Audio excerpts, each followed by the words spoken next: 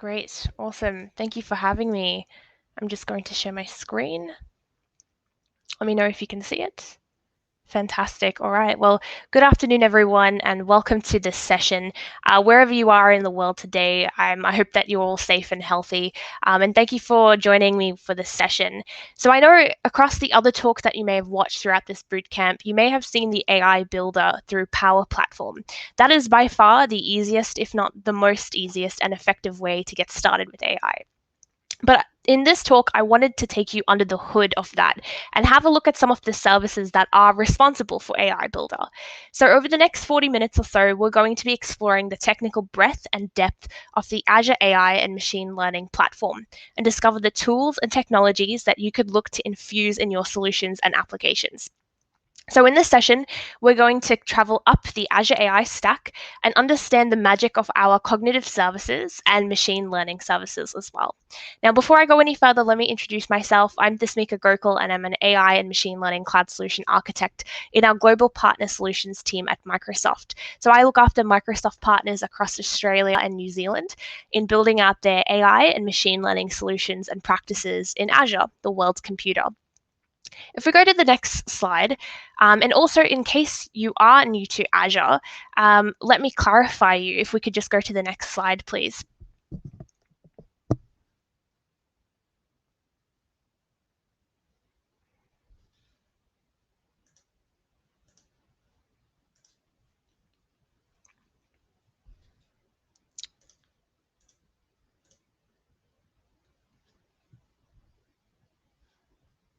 Don't think I can control the deck on my side.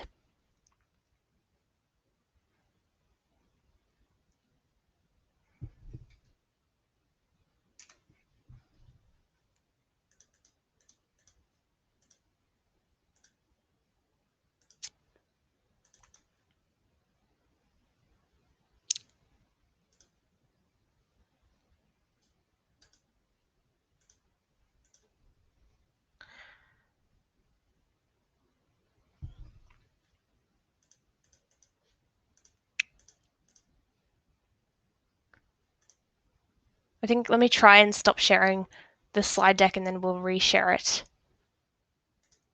I don't know if the moderator can hear me. Yes, I can hear you, Desmika. Sorry. Can you move to the next slide? I don't think I can control it on my end. Uh, no, yes, sorry. This is controlled by yourself. So, uh, if you share your screen window or presentation, I think so Ah, there you you go. can. Don't worry. I was using the space bar on my other side and it wasn't controlling anything, but all good. All Thank good. you. So we'll just go back.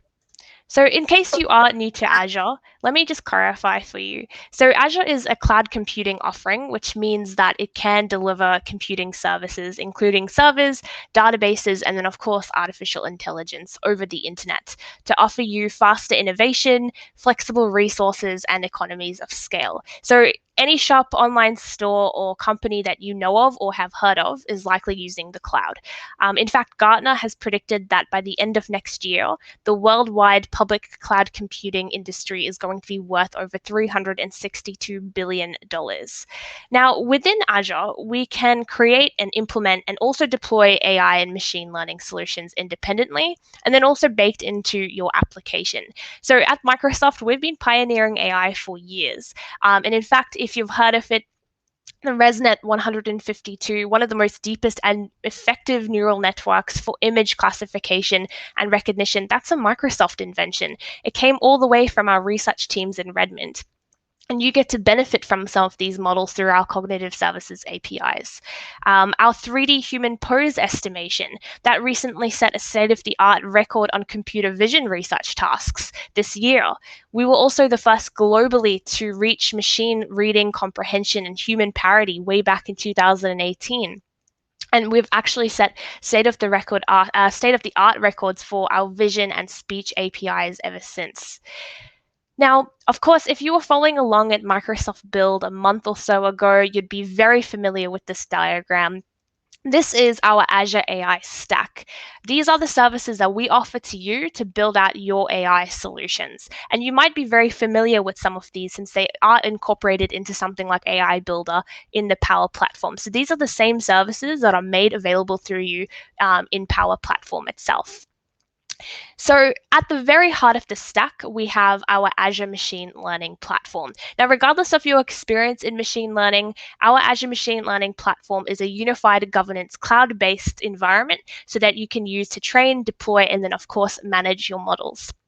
In fact, all of the cognitive services that you can see on that next tier above, um, all of that, so our language, our vision, our speech, decision APIs, all of these deep learning models were built within the Azure Machine Learning platform and all using the SDK as well, which you can use as well.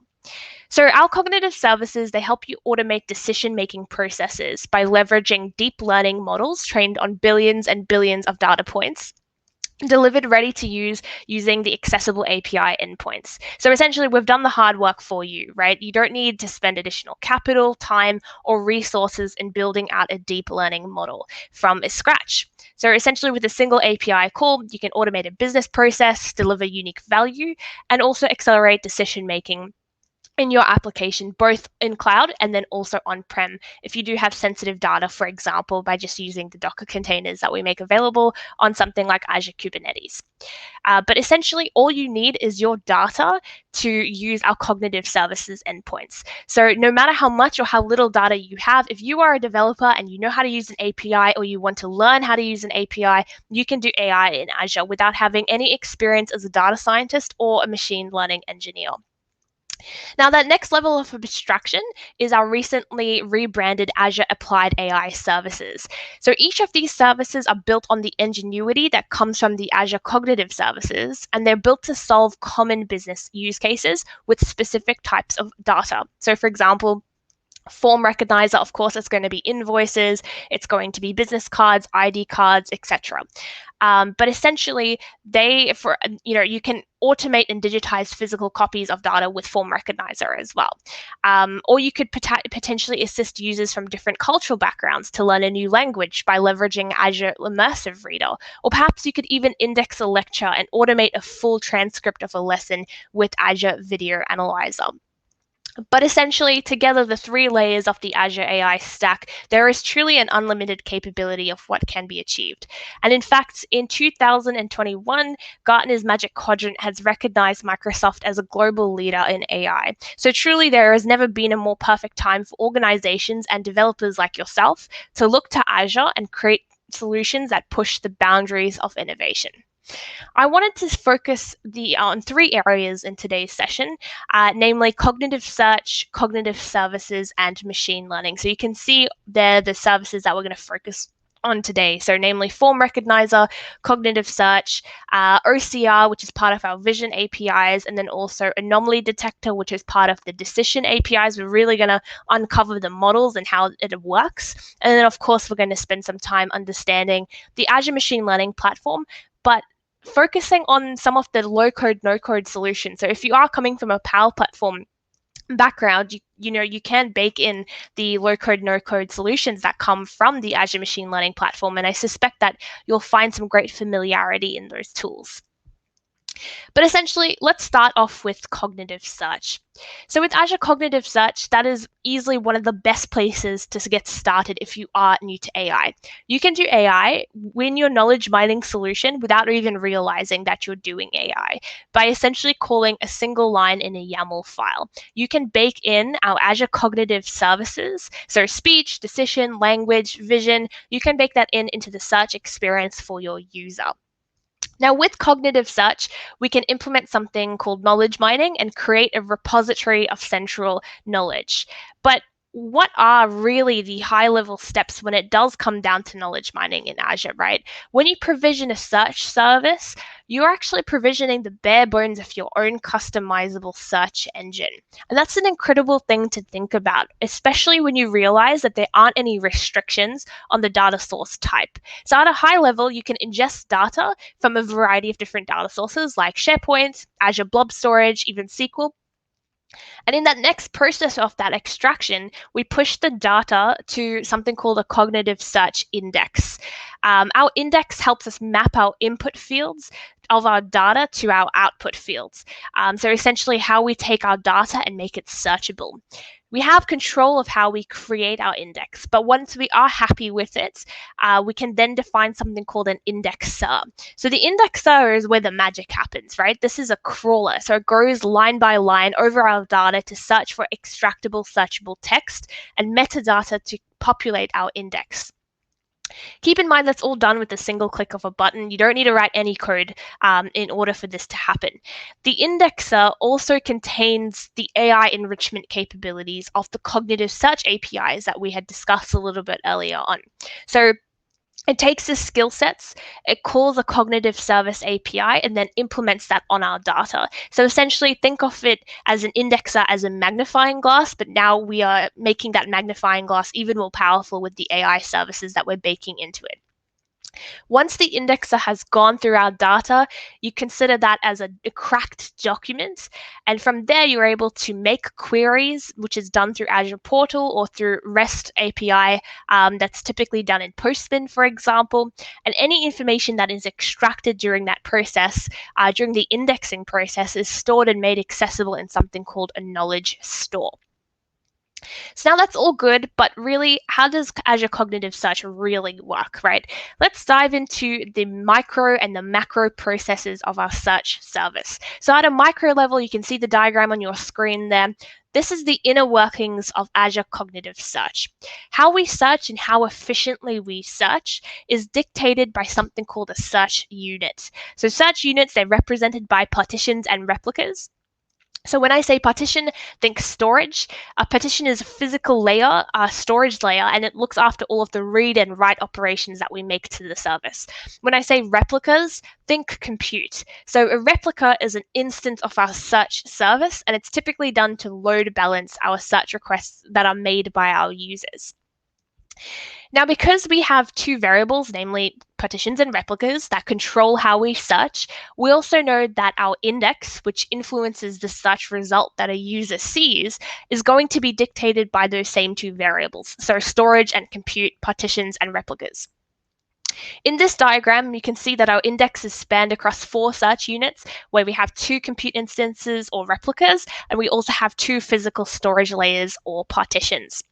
But each of the 4 search units only stores half of the shards of an index. So what's happened here, we've taken our index and then we've actually split it into smaller bits called shards. And perhaps you know where I'm going with this, but there are numerous ways that you can optimize search as a result, depending on your preference and combination of replicas and partitions. So we understand that, how we search, how we crack our data, how we make that searchable is through an index. We know that we have to split the index out for efficiency and for essentially making it available to users. But how does it work when we actually send a search result, right? Let's zoom out a bit and have a look at the macro level and understand how cognitive search service works architecturally. So from this diagram, we know that our search service sits between an external data source and an application. There are 2 main brains almost to Azure Cognitive Search that I want you to think about here. Firstly, it's our indexing engine, and then it's our querying engine. So with indexing, we take our data, we load it into our search service, just like the same process that I had mentioned before, and we make it searchable, again, by cracking the document with an indexer. When we start to consider those cognitive services, it's our AI enrichment capabilities that inform the indexing process, which we just talked about. But we can also involve something called a custom skill template, which can call something like form recognizer, and we're gonna be discussing that in just a second. But essentially, the querying engine, it runs once our index has been populated with searchable text from our data. So essentially, when you search for something, so for example, a particular product, our client app sends the search request to our query engine, which breaks it down and then assigns a score to a relevant and matching document, all thanks to our index, which holds the data from the documents. Our application then handles the response of that and then returns something called a JSON document of our search results. So typically our search results, they return the URI of our request, the related documents, and it's all ranked in order of relevance and the number of matches made. That whole process takes a mere couple of seconds, if not milliseconds. And of course, as you can imagine, as we just discussed, that's going to be dictated by SKU, which influences the number and type of partitions and the replicas that were being used. So as you start to consider cognitive search for scale, there are a number of factors that can influence performance. And you can see that on the next slide, right? The main things that you should consider include the size of the index or the number of documents cracked, right? Naturally, as you have more data, you're going to have to build out a larger index to account for key fields, right? The next one is the type of queries that we're sending, which I think is quite fascinating, and it's a whole other topic in itself. But essentially, we want to make our queries as precise as possible. And that makes sense, right? The less specific our queries are, the more shards of our index that need to be called upon, meaning that it's going to take longer, it's going to be more computationally expensive to search for it, right? So next, you should also consider the schema of our index and how big our search service is going to be. So all of those points can be nicely summarized in that graph that you can also see on your slide there, right? So essentially, as you know, a number of partitions and replicas, they work together to minimize latency and then also increase the number of successful queries made per second. So as you can probably tell, there's a careful balance between replicas and partitions to really optimize the performance and avoid diminishing returns when it comes to queries per second. And you can see that on some of the flatter lines of the graph there, right? As the gradient becomes less steep, you can see that there hasn't been really a realized advantage there in scaling out the number of replicas for that X number of partitions, right? So it comes from experience to understand exactly how much more you need to scale out before you see those returns. But really optimizing cognitive search is, it's a different topic and perhaps another one for another day. But I think a lot of these ideas can be reinforced by this graph. So now that we understand cognitive search, how it works, and how we can make it better through optimization, I also wanted to touch on how we can enhance it with something called a cognitive skill. So with cognitive skills, you can see it on your screen there, we're creating a reusable resource that is attached to our indexer. So it specifies a collection of skills that are used. Skills have inputs and outputs, and often we can thread the outputs of the skills together in a chain almost. And the output of one skill becomes the input of the next, and so on, and we can create a sequence. And of course, you might be, you're on the dot there, you can see the built-in cognitive skills, all of those capabilities, sentiment analysis, OCR, key phrase extraction, they come from none other than our cognitive services APIs, right? So, for example, Form Recognizer. This is one of the cognitive services that we're going to be talking about today. So, Form Recognizer is absolutely perfect for documents like a structured schema, right? Like a multi-choice exam, a tabular document, right? So with that service, we're leveraging off computer vision techniques to build an automated data processing software that can identify and extract text, key value pairs, tables, and structure from our documents. And you can see that from the right-hand side of your slide, right? We're returning bounding boxes where the form elements were found with corresponding confidence values where 1 is the most confident, 0 is the least confident. Keep in mind that's all achieved with a single API call, so you can exactly see it's, bring your own data and you get that result out. With the layout API, we're able to extract tables, text, selection marks, and then also structured information from documents and images using OCR or optical character recognition if you're not sure what that was. On the next slide, you can see exactly how that's achieved, right? It's done through something called an analyze operation, which is part of the API, and that processes our form, character by character, word by word, line by line. So our OCR has essentially scanned through our document on the left there, recognized the form words, the structure of the table, where the numbers were printed on the form, and it returns a JSON document all the way on the right there, right, containing what was written, when it was written, and where it can be found on the document. Now, for physical copies of data that often have a non-structured schema, something like an essay, mathematical calculations, it could even be, some text on a post-it note. Of course, you'd look to automate that completely by using something called the Read API from our computer vision service.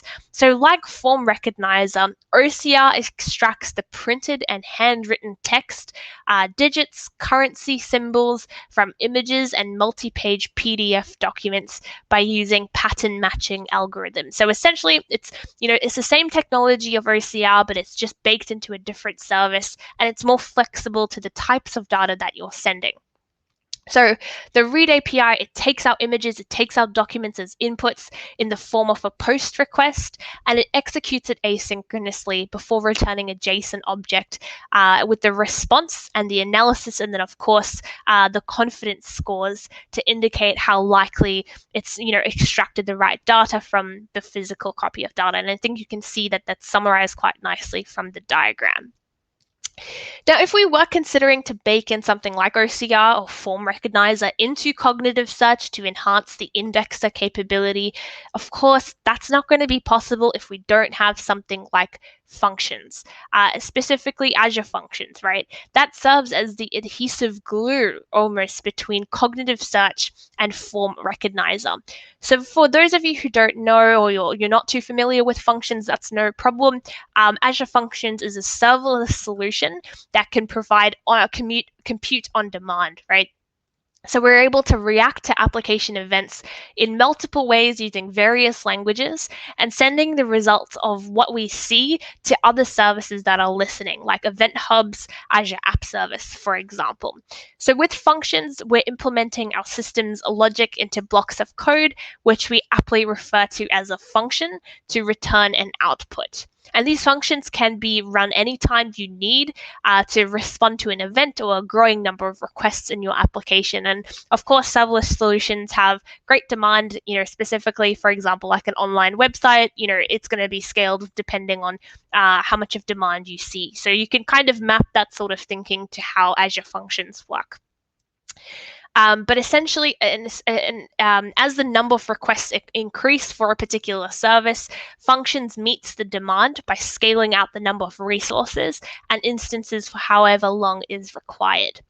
An extension of Azure Functions is something called durable functions. So Azure durable functions, that allows us to write stateful workflows through orchestrator functions and then also stateful entities. So what that means is that we dictate how the function code is executed, on how many instances, how they respond, what triggers them, and then how those messages are communicated as well. So typically, we use durable functions to simplify the coordination components within a serverless application.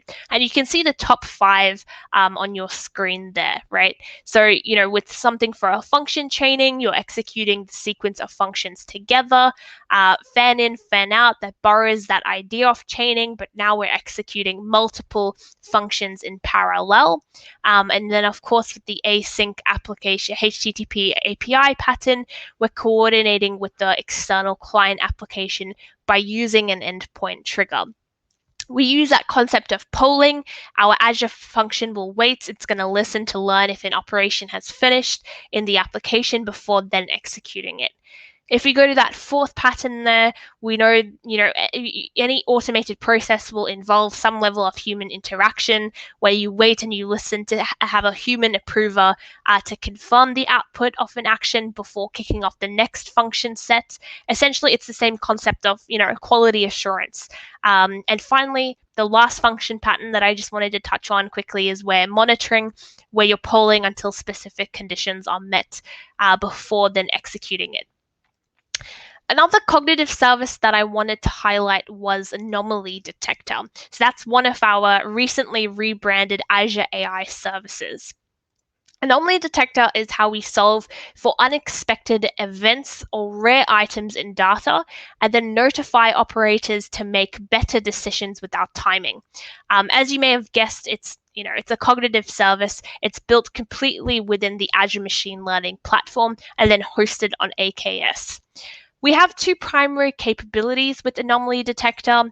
So univariate anomaly detection and multivariate anomaly detection. So univariate means one variable. We're detecting for any future problem with one main variable. For something like an IoT device, where we can consider temperature or wind or data being produced from software like API responses. Multivariate is the opposite, as you may have been able to tell.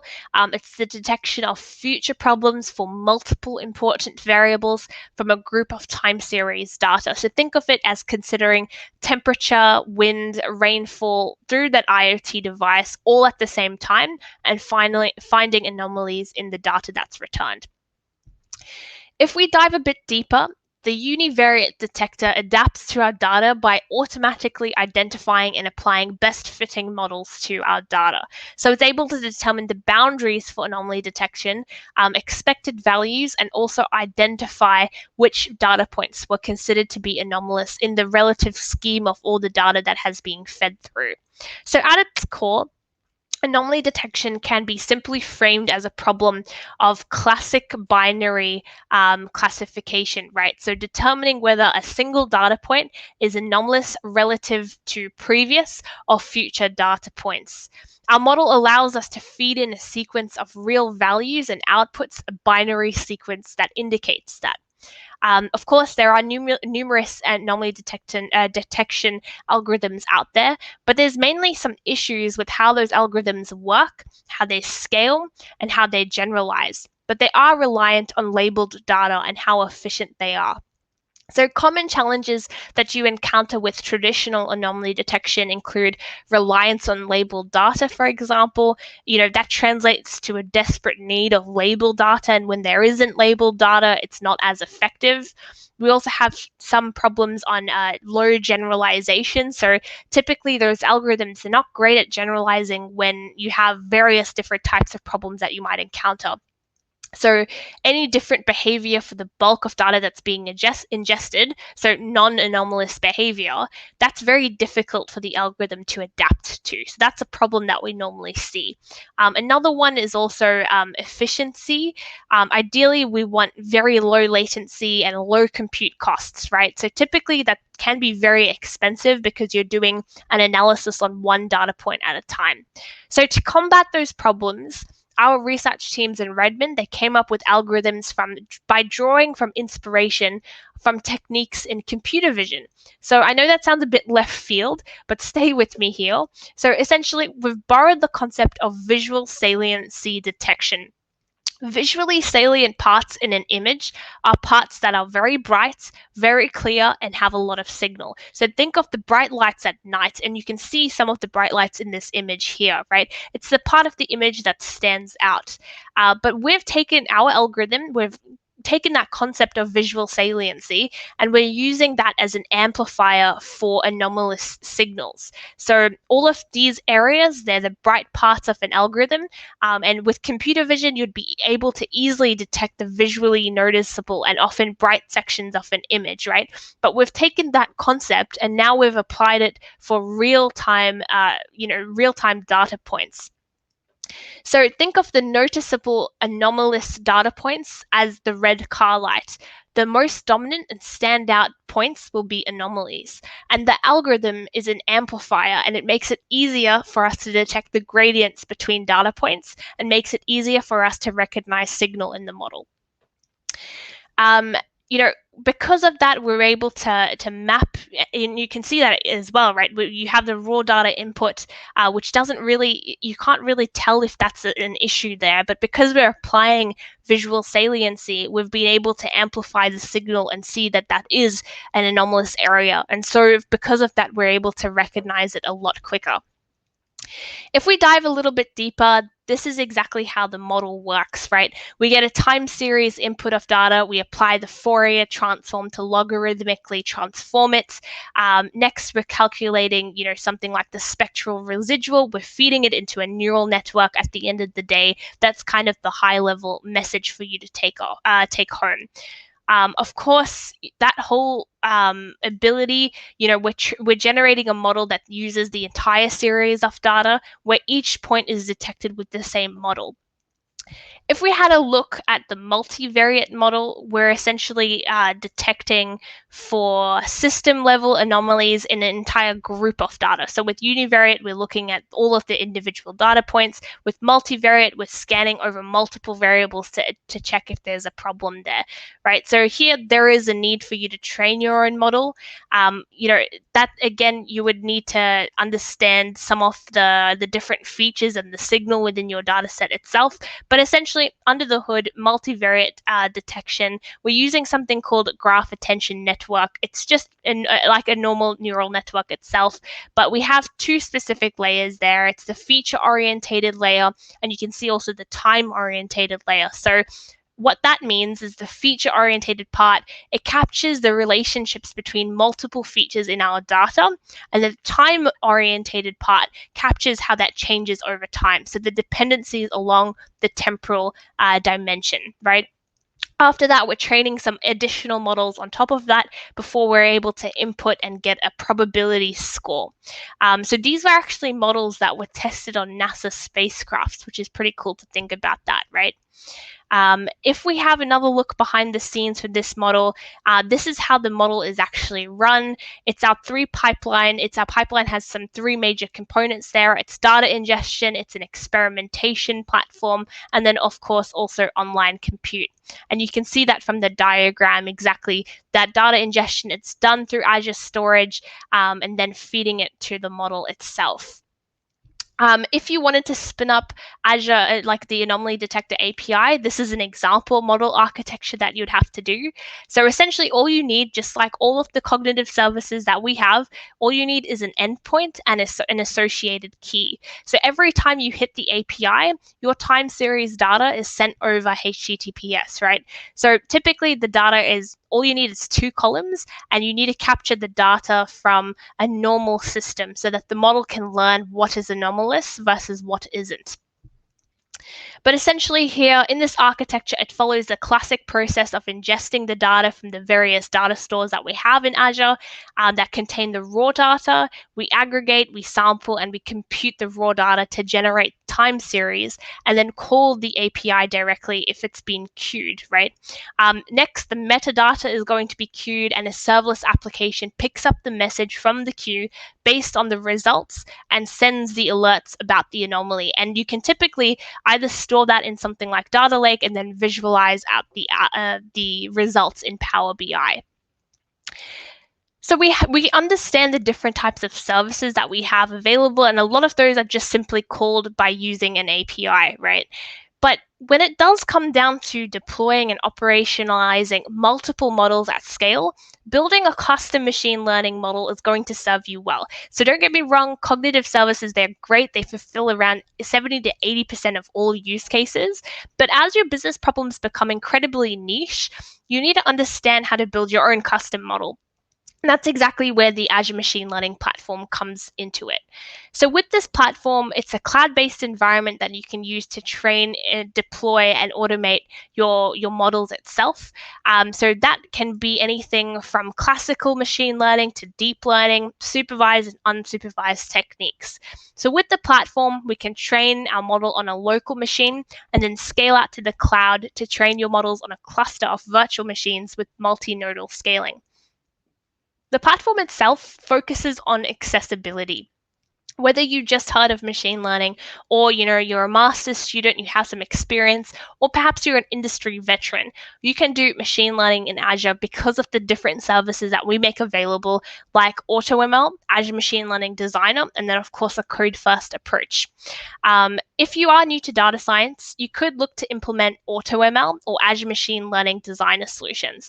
So with AutoML, it automates the iterative processes of the machine learning development life cycle, like parameter tuning, model selection, and then also building out reporting functions for your metrics. The scope of AutoML is tightly defined to a gentle introduction, right? So you're going to be able to look at algorithms like classification, regression, and time series forecasting. So essentially, we've done the hard work for you. All you need is your data. You just select the model type and you specify your exit criteria. And from there, the model will automatically figure out different types of models that are suitable for your data and return the results there. So essentially, the service is able to do an automated selection of the models that are picked, and that's achieved by the service spinning up a multiple model pipeline that implements different combinations of your algorithm and your hyperparameters based on the settings that you have initially configured. So the service iterates through the different combinations there, and it will actually, from there, it will rank the results by score for your chosen metric. So the higher the score, the better the model is considered to be a fit for your data. And based on the exit criteria that you define, like the number of hours you want to train a model, or whether or not it hits a certain threshold or a certain metric score, based on that exit criteria that you get to define, the process will stop and it will return a range of models that are ranked. Designer, on the other hand, it's like AutoML in the sense that it's a low-code, no-code solution in a drag-and-drop user interface to train and deploy models from simple linear regression all the way to something like a recommendation engine or computer vision. But it follows the same code steps as you would for a code-first approach, but we've made that accessible through drag-and-drop UI blocks. So whilst you need some basic familiarity with the underlying ideas of data science, you don't need to code any of the steps, right? So Designer gives you the flexibility in the granular components of machine learning, which AutoML doesn't. So you get to tune parameters, you get to select the different types of model, you get to, get more involved in the nitty-gritty parts of machine learning, which might be, choosing which metrics you want or how you do validation, right? But when it does come down to deployment time, the platform automatically converts your training pipeline into a real-time or batch inference pipeline with just a single click of the button. So from end to end, from creation all the way to deployment, you don't need to code a single thing. With a couple clicks, you're able to build your own models from scratch using your UI and then publish an endpoint which can be baked into your application. Now, of course, if you are coming from an engineering background, you could look to build your models using Python scripts like you would code from a VM or a Jupyter notebook. But the beauty of the platform with Azure Machine Learning, it's a managed governance platform for it. So I've coded straight from a VM before when I used to be an engineer. It's very easy to lose track of that process and then also not bake in risk management and governance procedures into how you are doing model building. But with Azure Machine Learning, if you do choose a code-first approach, you can manage your models, your endpoints, your compute, any sort of resource that is required for you to create a model, you can track that within the platform, and that's an incredibly handy thing. You don't need an external third-party tool to monitor your model's metrics or your logs or an additional solution to put into place, right? It's, all of that capability is within the platform itself.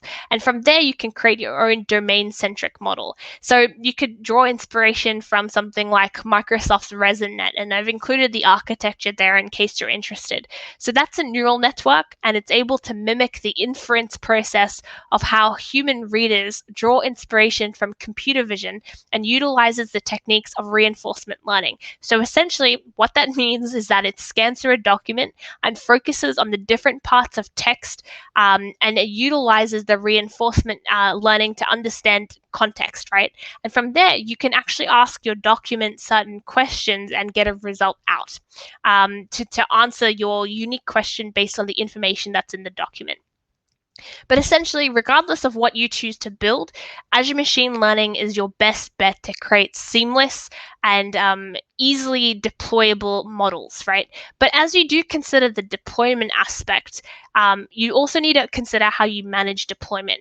So part of recognizing a machine learning opportunity is also recognizing the opportunity to deploy your model into production, where it's going to be acting on real world imperfect data. So part of operationalizing your model will be ML ops or machine learning operations, and that helps us borrow concepts from DevOps. So, as we head into an era of custom machine learning, we know that the leaders in the field will be the organizations that are able to scale their machine learning solutions and then also rapidly deploy to meet business needs. With the integrations between Azure DevOps and Azure Machine Learning, we can create CI CD pipelines and implement continuous delivery and continuous testing. So we're going to experiment and deploy models more quickly and refine the quality assurance process. We can collaborate, we can build, and we can also implement A/B testing and quality control, as well as automatically retrain the model itself. We have multiple different repos and solutions there, but essentially it's as easy as a couple clicks to integrate Azure Machine Learning with Azure DevOps. We have a different couple repositories that we've done the hard work for you. Again, we've written all the code, we've written the YAML pipelines. All you really need to do is bring your own data and bring your own code where you change a couple files and off you go, right? You've created your own model and you can deploy it at scale within Azure Machine Learning. So to recap, we've explored quite a lot in this session, right? We've explored cognitive search and the outwards integrations that it has with cognitive services like Form Recognizer and Azure Functions. We've had a look at the OCR techniques, which pretty much have the same built-in computer vision techniques from Form Recognizer. We've also had the look at how Anomaly Detector draws inspiration from computer vision, and we explored the details of how that works. And then finally, we had a look at the Azure Machine Learning platform. So as you build out your solutions, know that Azure AI is going to cater for your skill level, the exposure, and your use case. But all you need to bring is your data, your imagination, and your creativity in how you want to make that possible. Thank you.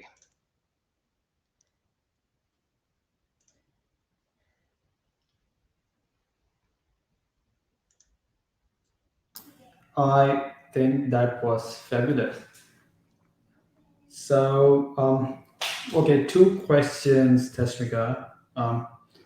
I have got one of them is here. So, what is the best way to start yourself as a as a developer who's who's good at different stack but not into the AI part, and they really want to get themselves into this regime of or paradigm of AI. Hmm. How can they start accelerate themselves so that they build production ready solutions rather than just hello world kind of applications? Yeah.